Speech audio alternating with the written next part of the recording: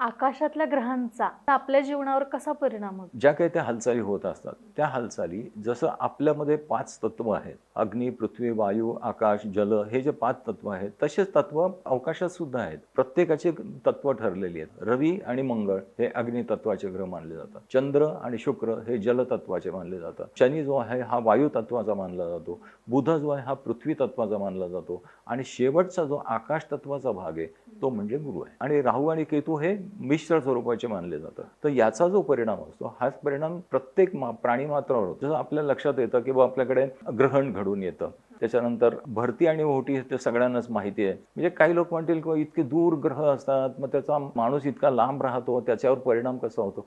परंतु त्या सगळ्या गोष्टींचा परिणाम हा माणसावर होतच असतो. माणसावरच नाही, प्राणी मात्रावर मी तर म्हणतो. मग ग्रहांची स्थिती बदलल्यावर काय परिणाम होतो? मुख्य म्हणजे काय की आपण जो विचार करतो ज्योतिषशास्त्रामध्ये पर्टिक्युलरली, त्याच्यामध्ये आपण एखाद्या विशिष्ट व्यक्तीच्या जन्माच्या वेळेला जी ग्रहांची आकाशातली परिस्थिती असते ती परिस्थिती आपण त्या चौकोनामध्ये मांडतो. लग्न म्हणजे पहिलं घर. सकाळचा जन्म असेल तर रवी सकाळी 6 ते 8 पर्यंत हा लग्न स्थानात असतो.